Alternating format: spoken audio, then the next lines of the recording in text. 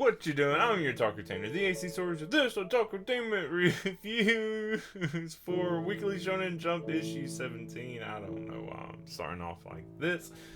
Like I do every week, I'm going to be going through each series in this week's Weekly Shonen Jump. If you're watching live, you can get me to jump to whichever series you want, I guess. I have a list that I'm going through based on how much I liked it or not, starting with the worst, going to what I like the most. But I can jump around if you want me to. I don't care that much. But if you're not watching live, watching sometime in the future, be sure to join me on my live streams on Twitch or YouTube. Watch out for that. 8 p.m. Eastern time.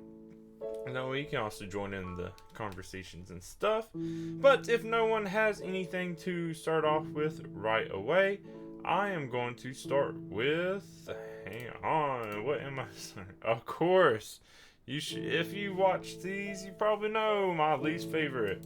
It's Hema 10. This one was just a big chapter of nothing. Yeah, okay. So, big chapter of nothing. Okay, I mean, things happen in it. Pretty much it's an excuse to go over and visit someone, a crush's house, I guess. I've done it kind of before, to meet a dog, and it worked. Still is working. Dog loves me. That's besides the point. In this case, it's Kana is going over to Iomori's house to deliver vegetables, but it was also apparently at Makoto's invitation. Weird to be making friends with... I guess it's not that weird. I don't know. I can't...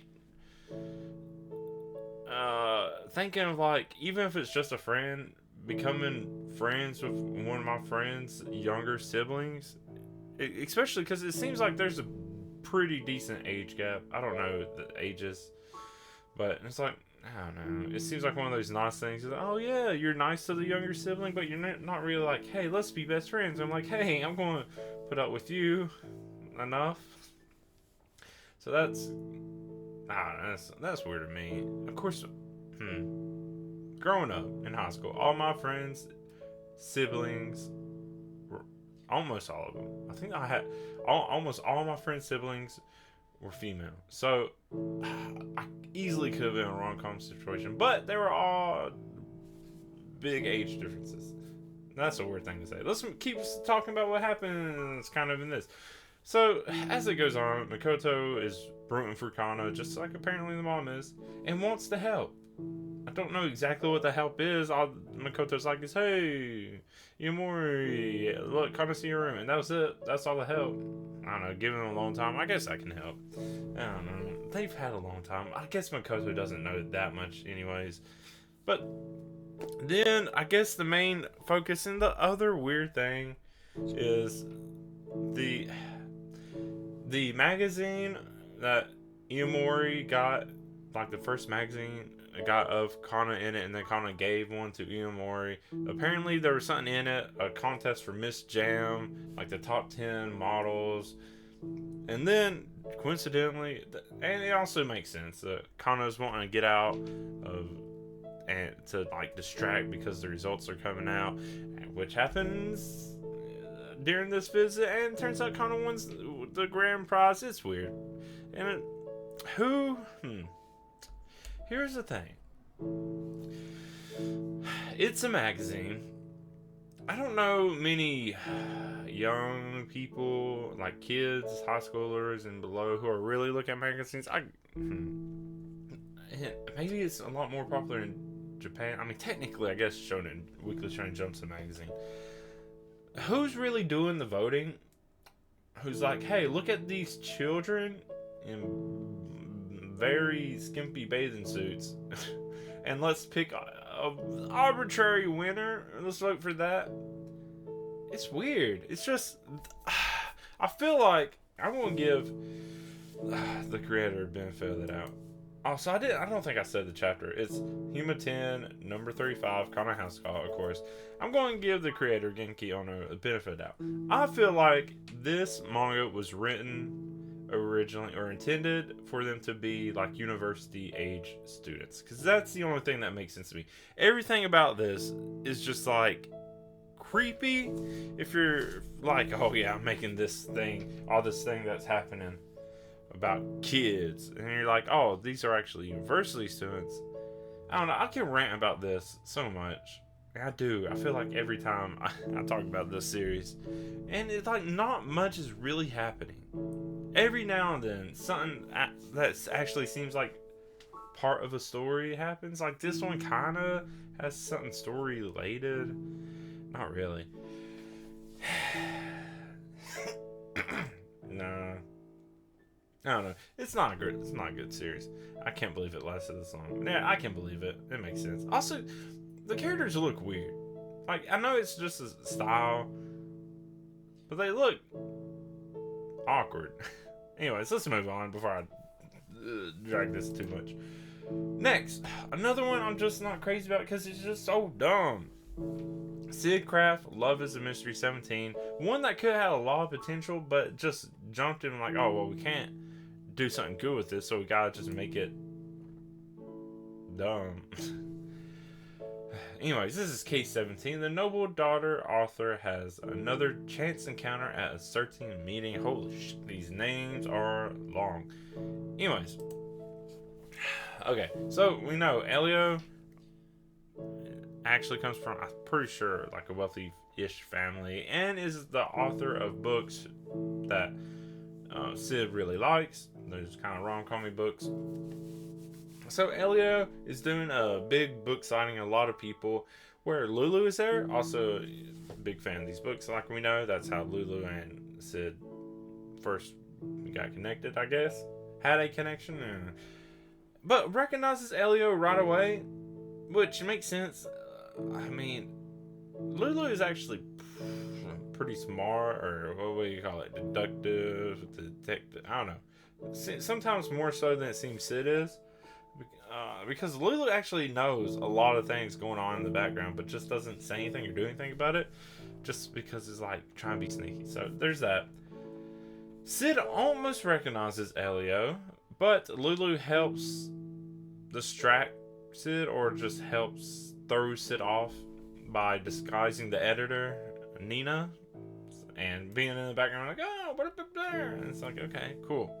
And then like it kind of moves on. We learn more like this Elio's run out inspiration or whatever. This is the last book, or that's why the whole book signing thing. Sid's sad. And then there's an old person who I guess is also an author, is just sees Elio as competition, or someone disguised as an old person, has a cane with a little stabby in it, tries to stab Elio, but is saved by Sid and Lulu. And then Sid pretty much confesses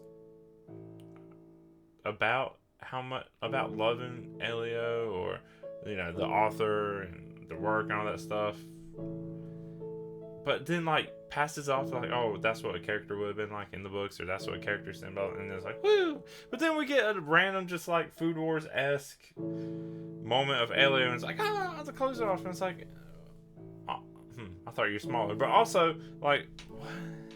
Okay. And then Elio's really inspired, and that's pretty much it. I don't know. Look, I know this whole series is supposed to be like more rom-com than mystery. I feel like it could have been better done with a better balance, because trying to force it to now just be pretty much rom-com-y just feels forced and cheesy. I don't know. Those are the like bad chapters. The next few are like the whatever kind of chapters. One of them being, where I put it, Star of Beethoven, number 007, the entrance exam. It makes no sense that you have a student rep on the audition committee. Whatever. Anyways, so Yasso does the audition and exceeds standards for the person who was being antagonistic about it, because Beethoven's like, oh, you just gotta exceed the standards, and they're going to be set high. So all you gotta do is that, and passes, and it's fine. Person had like a sign ready to go, said fail, but then smashes it, being all dramatic. That was it. Like it was fine. Not really doing much with it though. The weird part. Okay, and then it gets dumb. This is me being dumb. I don't think it's that dumb for the series. It's just a dumb thing I think of. Dang, well, okay, I pointed it out, and I asked people about it. So apparently Yasu still talks to Kahun. I don't know if that was a recent thing, like they got back in touch, or they have been in touch. I mean, it's not like they were out of touch that long, if that was the case. And I'm pretty sure there's a moment Yasu was even thinking about Kahun during the audition, if I remember correctly, maybe when they were younger or something. I don't know. But then it cuts over to Kahun. Am I saying that name right? It doesn't sound. I bet it's. Anyways, it cuts to Kahun at an angle that makes the boobs almost make Tsunade seem like a little girl. I was like, damn, what the fuck? I don't remember this when last time we saw it. But also I was like, wait, okay, look, you don't play piano up here, I get it, but you gotta see my hands. I was like, okay, playing piano, my boobs aren't that big. Okay, hang on. But it just doesn't seem possible if just. So I was like, okay, I gotta consult an expert who also does have boobs. And I was like, and plays piano. And I was like, is this possible? And I was like, Sean was like, if the boobs were this big, would this hinder piano performance? And the answer was yes. But of course, this is manga, but it was still like, I don't get it. Like I said, I don't have boobs. I don't know the experience. That's why I asked. And it's like, I don't know. Also, I mean, Komi's pretty tall, so maybe that helps too. I don't know. It was just a dumb thing. And it's like, does it make sense? No, it makes no sense. Also a child. Just want to keep pointing that out. So there was that. And then to the actual mystery story part of it, the part I'm actually interested in now, it cuts to Chicago where someone named... Did I take that right? I'm going to say Marsha. Someone named Marsha. I wrote Marsha. That makes no sense. So Marsha and another person are talking about the assignment being Mr. B, assuming Mr. B is Beethoven, but then that's it. So we got that little bit of mystery. So there's like a subplot B, which should be the main plot. I guess it will be eventually, but so there's that going on, and that's what my main interest. Ignore the other thing. I just spent too much time talking about. Now, go on to, like, another one, not my favorite manga, but I guess this one was okay. Oh, I forgot that was the cover page. Noah's Exorcist, Chapter 91, Love of Ice, and 2, also children. Yeah. This one was funny. That's the main reason I had any interest in it. So Gakuru is going around asking for Love of Ice, and mostly everyone references manga or is drunk and all that stuff. So it's kind of funny how it keeps happening. Gakuru keeps trying to ask Nua, who's dressed as a teacher. I have to admit, okay, yeah, it's fine. Teacher. Oh, it's not even like professional, but it's like casual teacher kind of. And like, okay. Anyways, keeps trying to ask, but Nua just disappears. And it's like, also the kind of humor of it. Then for some reason, I guess it's just the closeness or the obliviousness of it, Gakuru asks Kazusa, and then who's obviously like, wait, the fuck, do you not like understand my feelings? No. And then they chase each other through the halls, crash through a window into a pool. Don't know why. Really fucking stupid. How to get them into the water while wearing white clothes to make it a little pervy. I don't know. It's so dumb. Man, I get it. But come on. What? The story's already a mess. Is this what you're doing with it now? Look, I'm all for perviness. It's cool. It's fine. There's nothing to be ashamed of. There's nothing wrong with it. But if that's all you got going on, it's like, just watch porn. Fuck, I don't know. Yeah, or just, I don't know, go fuck consensually. I don't know. And then Yodama pops out a black thread egg. I don't fucking remember who Yodama is because the story is so terribly put together. Or maybe I'm just also terrible with names. I don't remember who this is at all. I don't know how. I feel like that every time I see a character. I'm like, who the fuck's this person? I don't know. And then it switches to the bad side where there's someone else that wants to see Gakuro. And then they talk about being a transfer tomorrow. What's that going to be? I don't know. That's where it ends. Should this one have been lower? No, because the beginning is funny. The beginning was funny. And then it's just like, okay. I can't believe people want to see this animated. I don't know why I keep saying I can't believe. I know people in general have terrible taste. There's a akane-banashi, and this is the one they want animated? I don't know. Let's move on to Shinobi Undercover. Chapter 26, that's all. This is where, like, it's still kind of am, but, like, they're starting to get better. So, the highlights of this one, Kawasami ends up flooding a place to escape. There's a little bit more fighting and stuff, which is like, okay. But that's mainly how it ends up. And then there's a big reveal that Kawasami is also Aoi's sibling, which kind of shows why Kawasami is kind of protective or is wanting to protect Aoi, if I really believe that. And then it's just like, oh, the fuck. And then the other part of this chapter is we get a glimpse of Squads 2. So I'm assuming the second best squad. Golden Eagle, I think I took that note right. Named Inuwashi, who apparently also took an interest in Yotaka. Also, there's a little bit more of Yotaka thinking about Aoi's present throughout this chapter a bit. It pops up every now and then, and I think, pretty sure at the end, Yotaka's like, oh, I know what I'm going to get. So, there's that. No worry. There's going to be a present. I don't know what it's going to be. But yeah, like, not much to it, but nothing really bad at all that, like, annoyed me. So, let's move on to Blue Box. The tournament started, already won the first 2 games. Cool. That's pretty much how it is, and it mainly just shows like Taiki and eager anticipation, all that.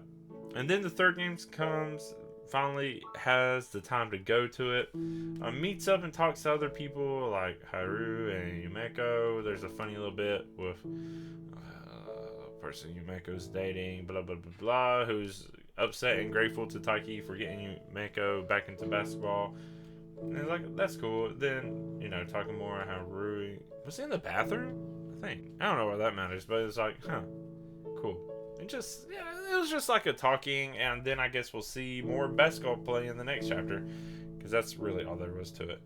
Not much, but I was like, yeah, fun. Next up, Ruri Dragon, chapter 31. Wish I could have stayed. This is just had a really good moment. Honestly, maybe I should put this up higher. I'm thinking about it because I just really like the moment Ruri has in this. It just like a good feeling through the art, nice dramatic.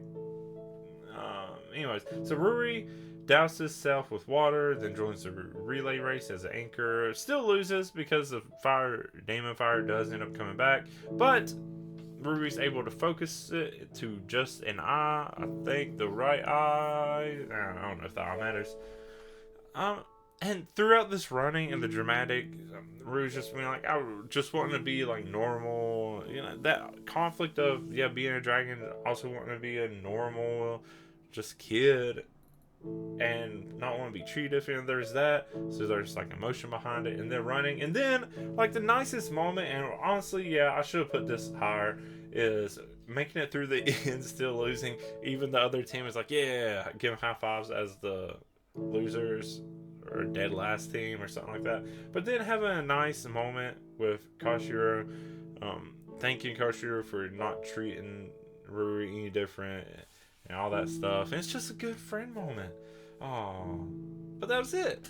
But it was also nice. And yeah, I should have put it higher. I don't know.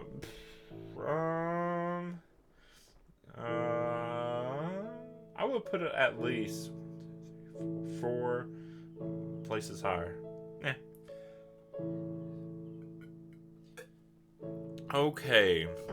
Next up, I have. Not on the bottom of my list at all. Me and Robocode, chapter 226, Sensei and Robocode. This one really doesn't have much to it compared to like other Robocode chapters. It was fun, and it kind of brought up some. I don't want to be dramatic. Some high school trauma, blah blah blah. Because, no, not trauma. It's stupid. I'm sorry. Yeah, I shouldn't have said that. It's about dodgeball. When I was in high school, we weren't allowed to play dodgeball anymore because we got too violent. But then all the girl PE class, they got to still play dodgeball, and we shared a gym, so we got to watch them play dodgeball. Then we couldn't play dodgeball and blah blah. But then we'd go out and play like tackle football, like with no pads or anything, and for some reason that was okay. Also, we weren't watched. Then we played dodgeball one day when we had a substitute, and holy shit, I found out why we weren't allowed to play dodgeball. Apparently, you don't need balls when you're playing dodgeball. You can just pick up whatever shit you can find, desks, chairs, blocks. It got bad. It got so bad. So yeah, that's why we didn't play dodgeball. We played dodge fucking everything or die. So it does have 2 things: substitute teachers and dodgeballs. So, Roboco is the substitute teacher for a week and wants to be like one of those popular manga teachers. Forgot that was a thing because I don't know if Roboco succeeds. Kind of, a little bit. I don't know. A lot of manga dropping. But yeah, since Roboco doesn't know basic elementary math, I don't know how hard their math is in Japan, really. Probably harder than in US because US is a dump. Especially lately. Especially with education lately. So they played dodgeball for every class except for PE, music, and art. I don't know what they did during PE. I guess it wasn't more dodgeball. Who knows? Hey, at least they still focus on the arts. Fuck, man. The education system here sucks. So yeah, that's all they do for the whole week. They just play dodgeball. And one student, Saki, just wants to study instead. But then, as the chapter goes on, it turns out that desire to go out and play dodgeball with others actually motivates Saki to do better and faster. I don't know if... in general, I would think you would just want to get it done faster and not better. Because there's other examples I see of people who just want to finish what they're doing to go play games. They usually do it worse. Do they do it faster? Yeah, but doing a bad job faster, it's not better at all. Especially when it's really bad. But apparently it works for Saki. Man, I'm really ranty today. I don't know. Yeah. So, after all that, the end of Roboco's teaching, Saki's parent comes, tried to take Saki out of school until finding out Saki did better. So I guess Roboco had that like manga, technically had the manga teacher thing. Anyways, being one of those great popular manga teachers, this was at least a moment. So that's it for that. Let's move on to Asteroid Royale, chapter 46. That's a 6, right? Dealing with the aftermath. I guess, okay, I kind of complained that some of this made no sense backstory wise, and this kind of clears it up a little bit. Only a little bit though. So, Tendo and Shikaba stole a daybreak orb to use for Tendo to use on Kongo. I guess their plan worked. But then Kongo says that this is just punishment and glad it was Shikaba who did it, and for Shikaba to keep it a secret. And then I'm not entirely sure if this is Shikaba telling it to Hibaru or not. I don't know. They're still kind of fighting, and Hibari's getting knocked around, not really doing much. But yeah, that was pretty much it for the chapter. I don't know why it's so high. Like it was alright chapter. It kind of cleared things up, but also kind of not. But also, if this is true, then that means Tendo is fucking jacked and is going to be doing some shit soon, most likely. I don't know. We'll see. But that was that chapter. I don't really have much else to say because it was like, okay, cool, backstory. Also, not a huge time of wasting time on backstory or whatever. But let's move on to Kill Blue, page 94, middle school student council.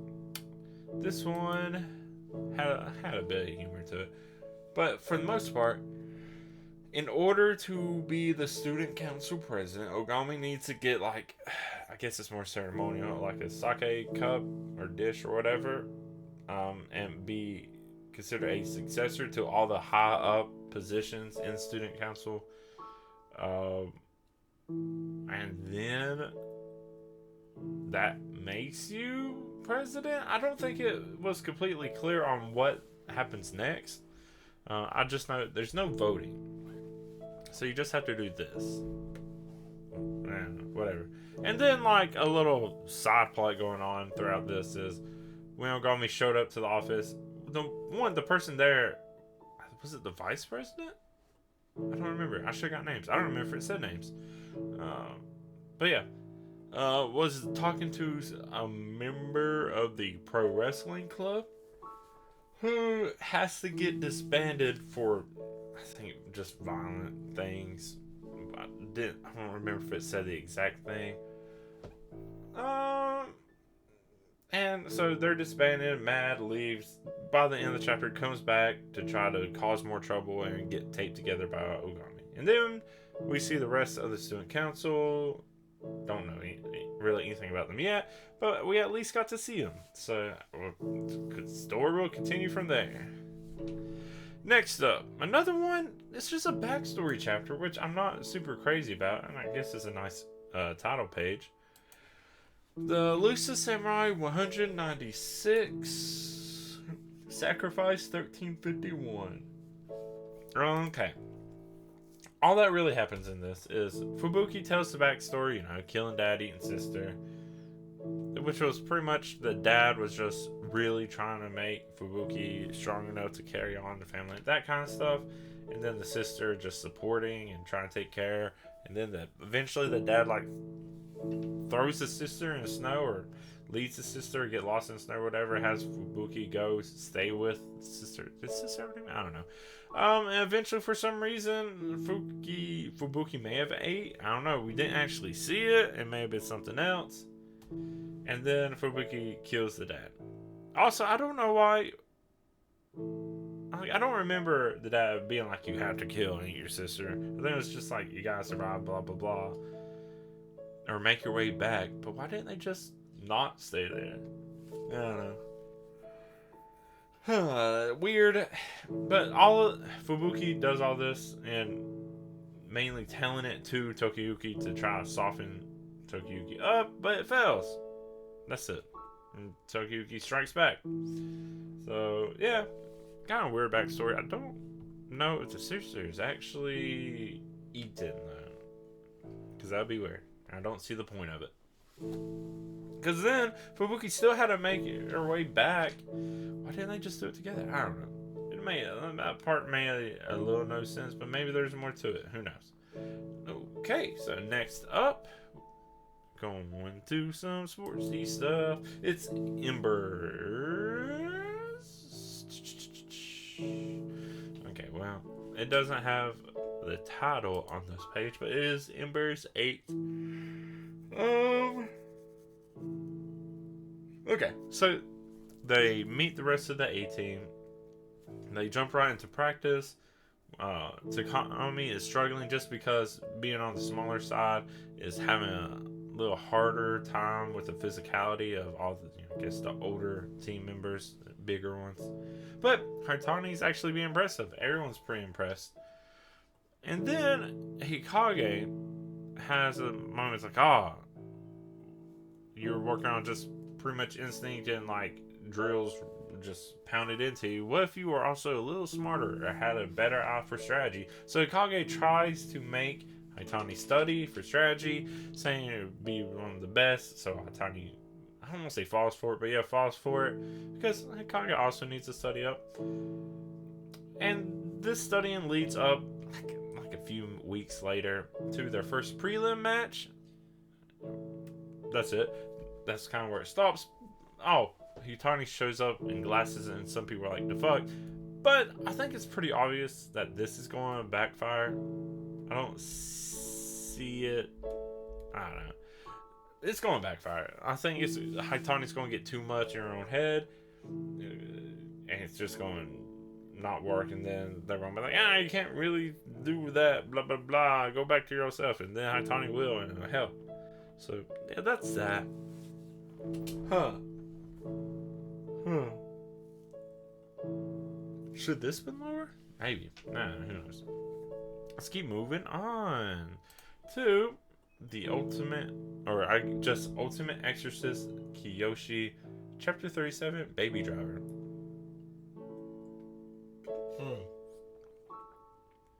Don't really know why Baby Driver, unless it's just trying to play off the name of the movie.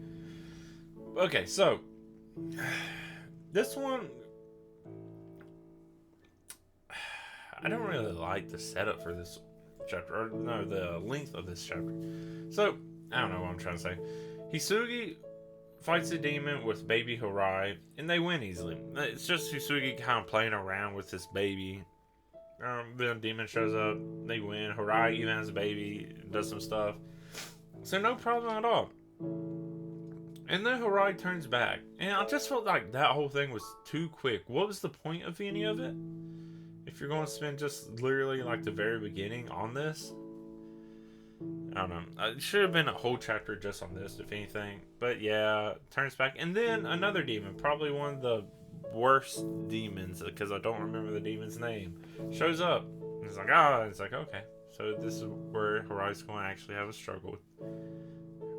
I still don't get the whole baby thing at this point.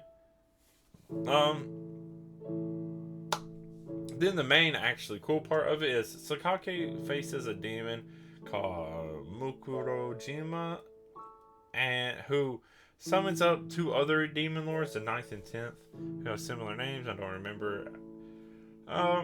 And Sakaki beats him really easily with only I think it was like a 4 on the dice, so not even the best luck or something like that. I don't know. And now it's going to take on Mukurojima. I think that Sakaki says something about this one being who tainted like the friend, the one maybe friend, the other human or exorcist or whatever that Sakaki faced before all this whole death parade or whatever started. I think Mukurojima is the one that tainted that person. But yeah, so next, I don't know who it's going to focus on. I hope it focuses on Sakaki. That one seems more interesting. But it might focus on both. It might just switch back to Arai and that demon. I don't know. We'll see.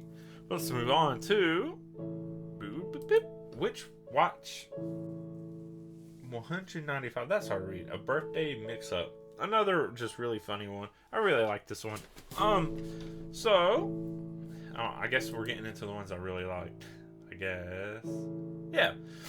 Okay, so in this one, it's Kanshi's birthday, and knows that Nico's spell is going to be bad news. Nico doesn't care, does it anyways, and gives Kanshi this doll that will grant up to 5 wishes when Kanshi does something nice. And of course, because Kanshi can't help it, keeps doing nice things, tries not to, because the wishes are, of course, get interpreted wrong. The 5 wishes being more motives, just has an emoji face, pickup artist, presence of like an artiste, but people keep picking Kanshi up, literally just be bolder, letter B, and it's like, I don't really get this one, how this one played out, but when people would say something with a B in it and be like, buh, all about whatever, I don't get that one. That was kind of weird. And then move up in the world but still be humble, literally is doing like a Buddha-esque pose, like Zen pose, I don't know, and then like literally just levitating, and then also wants to be healthy and down to earth, so is now also healthy and drops back down to earth. That was it. That was the chapter. It was funny. It was like cool. I know where this is going, but it's still enjoyable. Sure. Move on to one. I also, you know what was going to happen, but it was still just funny. Read Super Psychic Policeman Chojo 55, the God Killer Senior Police Officer. Huh. Cool. So there is Fonder Festival, a festival for figurines, stuff like that. It's coming to Shinjuku, but could get canceled because the city is so dangerous. So Chojo works hard to stop literally all the crime. It works. Phone Fest, as it's called a lot, is still going, but there's a storm approaching. So now we have nature coming to try to stop this convention. What is this convention that so many things are trying to stop it? But Chojo goes out, bravely stops the storm, and misses Fawn Fest because of it. Of course, I knew that was going to happen for some reason. But hey, Chojo's, I guess, is just at least okay as long as the festival still went on. Now, Ippongi, being the nice one, had Kadota buy some stuff from Fawn Fest for Chojo anyway. So, nice ending. Didn't get to go, but still got your stuff. And I think getting the stuff is probably all that really matters. Okay, so Sakamoto Days 206, Forbidden Zone. Honestly, not that much happens in this one. I think there's just something that amused me, like a line near the beginning, which is something like the assassination as a occupation is being ruined or made obsolete because of cancel culture and fake news. You can ruin other people's lives with stuff like that. And I was like, damn. Yeah, I mean, it also mentioned like warfare and whatever, but the fact is, straight up says cancel culture and fake news. I was like, yeah, okay. Which I don't know if that's actually in the Japanese or if that's just a translation, but it's funny either way. Okay, and then like some fighting starts. Oki's group pretty much just beats up on Sakamoto's group for a bit. There's no turnaround. They just beat up a little. But then they're rescued by a couple, I forget the names of, but they're rescued, and they'll probably turn around. Next chapter, the big problem is Sakamoto's shop is blown up, along with possibly Oi and Lu. Probably not. I'm sure they're fine. I bet they were rescued too.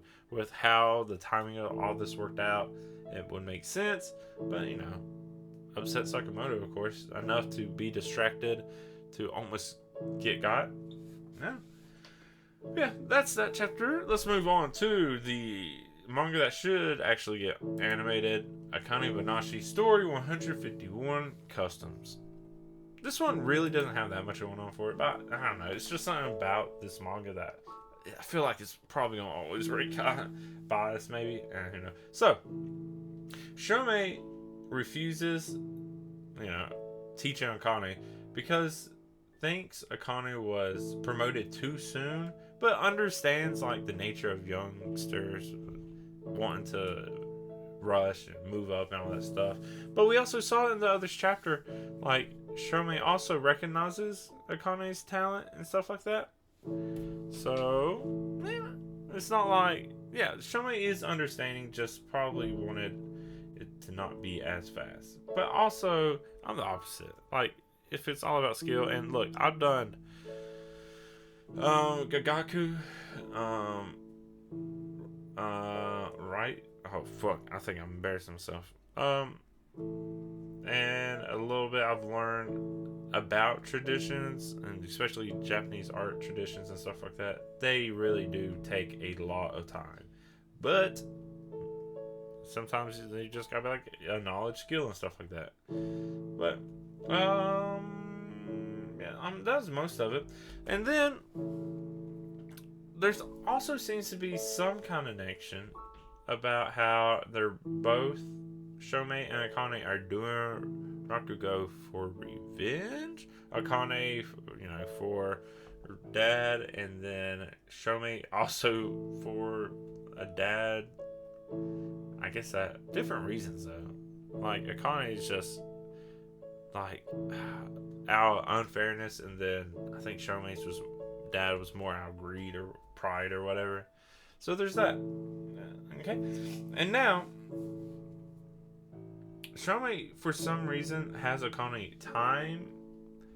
Charmaine wasn't clear on what. I guess it's to be like obvious. Who knows? And then we see that just Charmaine's walkout is enough for the fastest hook. I guess that's what the